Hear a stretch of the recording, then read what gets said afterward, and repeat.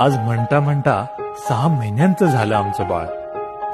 पण त्याच्या येण्याआधीच जोडली होती आमची त्याच्याशी नाळ. त्याचं पहिलं रडणं, पहिलं हसू, त्या लहानशा हाताचा स्पर्श, एकटी एकटी घाबरलीस ना.